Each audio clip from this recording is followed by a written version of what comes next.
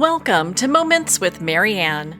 This is your host, Marianne Pastana, and we're here today with special guest, Renee Rosen, who's here to share with us her new novel, Let's Call Her Barbie. Do you know how one woman's vision for a doll changed the way generations of girls saw their future? Well, today's guest is going to dive into just that. So Renee Rosen is a USA Today best-selling author. Her novels include Fifth Avenue Glamour Girl, The Social Graces, Park Avenue Summer, Windy City Blues, White Collar Girl, What the Lady Wants, and Dollface, as well as her young adult novel, Every Crooked Pot. So welcome to the show, Renee Rosen. Hi, thanks for having me on again. Oh my goodness, what an honor it is to have you here and to talk about this new book. You have to tell me, what inspired you to write this? Well, so I got the idea for Let's Call Her Barbie actually long before the movie came out. I was on a panel about feminism back in 2019, and someone who was in the doll division at Mattel was also on the panel. And she told me the story of Ruth Handler, and I just got goosebumps. And I knew at that moment I was going to write this book. I had two other books, however, that were already in the pipeline. And so I had to wait before I could dive in on Barbie. And while I was writing, all the movie hype started just erupting all around me. And yeah, you could say I had a bit of FOMO, but in retrospect, I actually think the book is landing at the perfect time. I think people need an escape right now. And I think it would have gotten lost during all the movie hype. Well, it's so in depth, and I love how you've just written this book. Why was Ruth's story something that really grabbed you? Fact is stranger than fiction. Yes, this is a novel, but the reason that she uh, created Barbie was because she wanted to empower young girls. She recognized that her daughter, Barbara, nicknamed Barbie, only had baby dolls to play with, where her son, Ken, can't make this stuff up. Ken had toy trucks, he had play guns. He had trains. He could play cowboys and Indians. He had all kinds of ways to sort of fantasize about who he was going to be when he grew up. Whereas Barbara only had baby dolls. So that was just reinforcing the stereotype that her only option was to be a mother. And Ruth really wanted to expand that for girls. Well, thank goodness she did. Now, was there any type of a personal connection to this that influenced your writing? Oh my gosh. I loved Barbie. I was obsessed with Barbies. I think I became a writer because of Barbie. Growing up in Akron, Ohio, I never went anywhere without my Barbie case. I still have my original Ken and my Barbies and my Midge and Francie. And, it was just a given. You were going to Steffi or Ellie's or Liz's house, you had your Barbies with you. And I'm sure I drove my friends crazy because I had very elaborate storylines. Barbie and Ken could not just flit off to Paris. They were having financial problems. They were, in the middle of a fight. All that had to be resolved. And so, where my friends would just put on the dresses and have makeout sessions.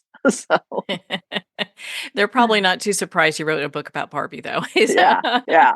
Now, Barbie, of all the toys I had growing up, my Barbies are the only ones that I kept. And I found that true for so many people. So she really had a place in so many of our childhoods. I know you've done so much research for this book. Was there something that surprised you about Ruth?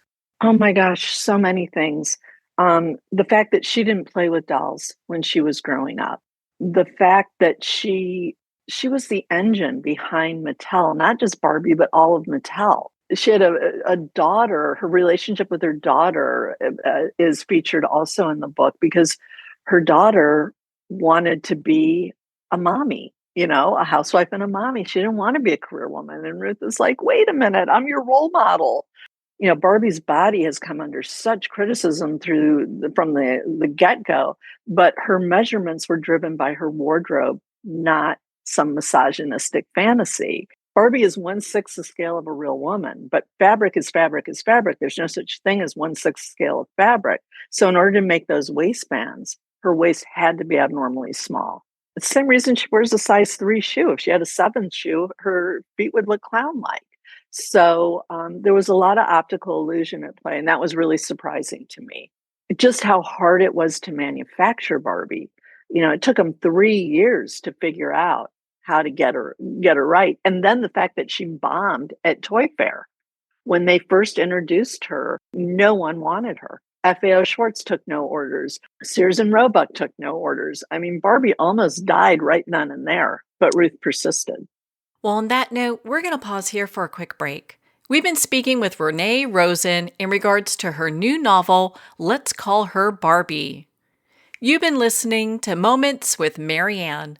We'll be right back after these messages from our sponsors. Are you an author, speaker, or expert who is looking for more publicity? Visit radioguestlist.com and sign up for free interview requests from shows looking for guests. Radio Guest List is the #1 free booking resource for radio, podcasts, and TV talk shows who are looking for experts like you right now. Visit radioguestlist.com and sign up today to get the visibility you deserve. There comes a moment when you realize you're somewhere special. When you discover that each beautiful creature that you see has been rescued from a life of absolute horror and brought to this incredibly free place. Here's where their lives were forever changed and where yours will as well. Discover over 500 tigers, bears, and lions at the brand new visitor center at the Wild Animal Sanctuary just outside Denver. For more information, visit wildanimalsanctuary.org. Discover true freedom at the Wild Animal Sanctuary. It's one thing to become attached to your perfect home, but what do you do when that home becomes attached to you? A family in dire need of a fresh start, a mysterious house tied to the past. Buried deep within the foundation of the old Far Hill Manor lies a centuries-old secret. Dark forces or something stronger just waiting to be discovered. Caretaker, a supernatural thriller by breakout authors R.J. Halpert. Internationally recognized and award-winning author Judy Goodman works and teaches outside the box of limited thinking. Working with people from every walk of life, her goal is to empower you to be the best you can be, no matter what the challenge is. Born with the gift of seeing beyond our normal vision, she has an extraordinary gift of working with every challenge. Teaching beyond conventional wisdom, her work is described as life-changing. Visit judygoodman.com. That's judygoodman.com.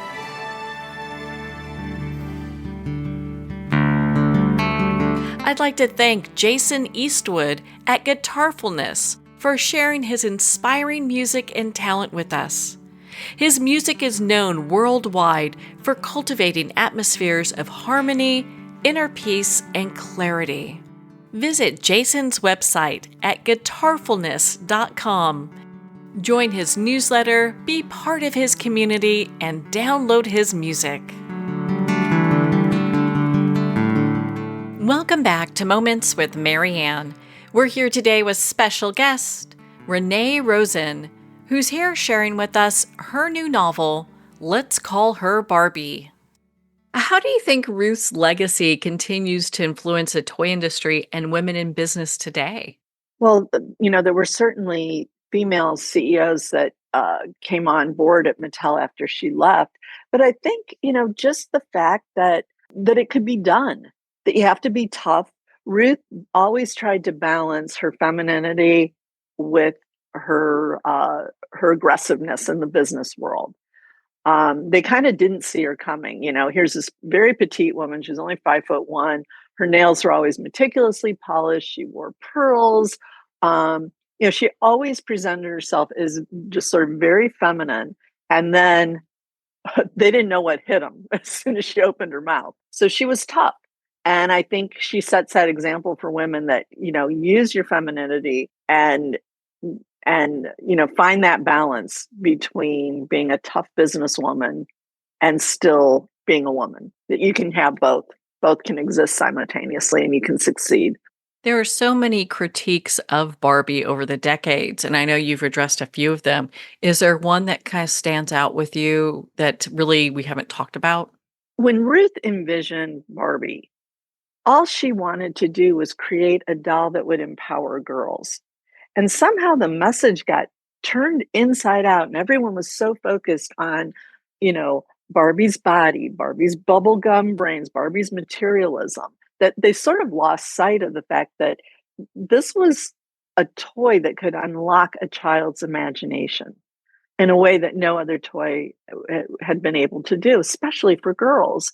So, there's that. But there is one incident. It was 1965. They innocently, without thinking, issued an outfit called Barbie Slumber Party. And it came with this silk pajama set and this very cute little bathrobe, but it also came with a scale set to 110 pounds and accompanied by a diet book. On the cover was How to Lose Weight, and on the back it said, Don't eat. And that same year, they issued Ken's pajama set, and his came with a sweet roll and a glass of milk. So, they didn't always get it right, that's for sure. And, that really brought Barbie under fire, that slumber party, that scale in that diet book. Oh, yeah. I could see that. Yes, Like, yes. who would come up with that? And then the back of it says, "Don't eat." You want to Yeah, take that book and slap somebody with it. especially in retrospect, but even like immediately, even back in 1965, the National Organization for Women and the Women's Liberation Movement was like, and mothers were appalled. Like, no, just no, don't do it. But it was already out there. And now it's a big collector item. Oh my. I don't even know what to say to that. So well, and so how do you think Barbie's image, I mean, because we've talked about this evolution of her image, and so what has that image really evolved to today? Well, I think the movie was great for Barbie's image. It was the best PR thing for Barbie, because I think people view her a little differently now, and some of the naysayers are like, "Oh, she's kinda cool." And, there's always been, Barbie collectors, but I think there's been even more interest in doll collecting now.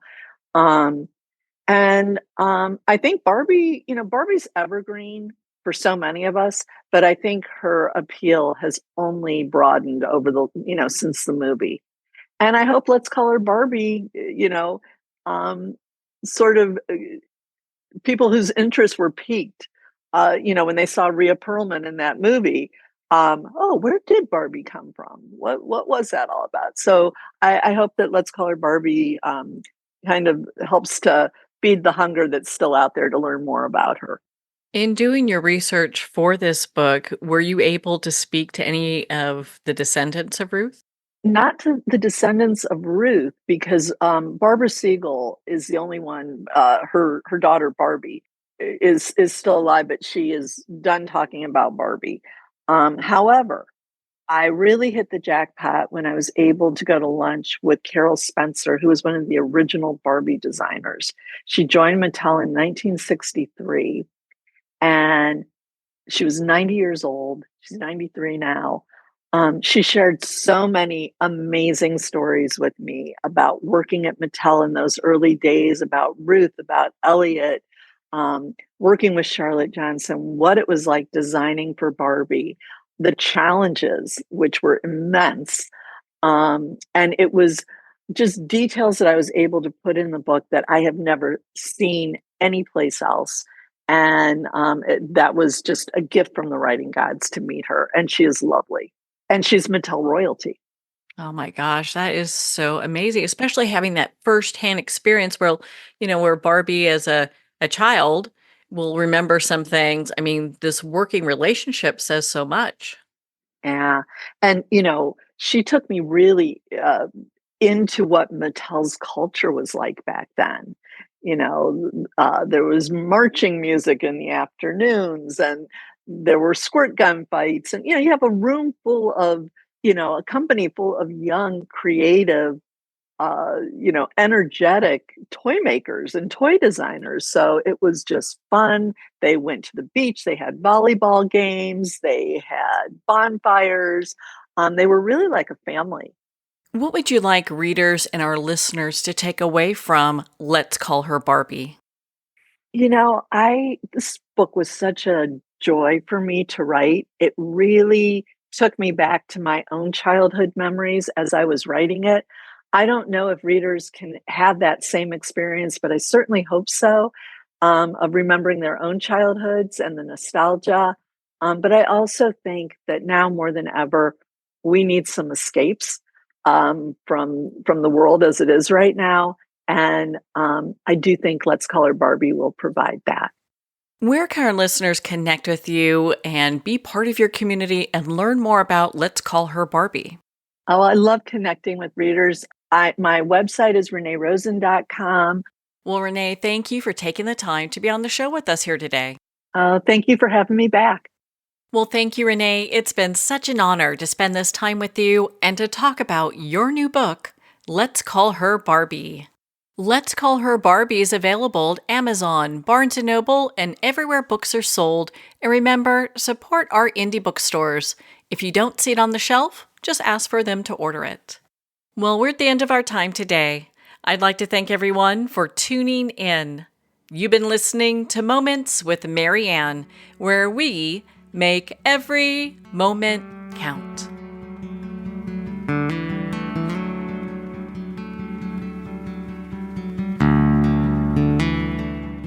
In a single moment, your life can change. Moments with Mary Ann is a transformative hour that covers an endless array of topics with the best of the best. Her guests are leaders in their fields, ranging from inspirational authors, top industry leaders, and business and spiritual entrepreneurs. Each guest is gifted and a true visionary, a recognized leader in her own work, and while teaching others to develop, refocus, and grow, Mary Ann will bring the best guest and sometimes a special surprise. Don't miss this. You never know just which moment will change your life forever. Make sure to tune in and visit momentswithmaryann.com for more information.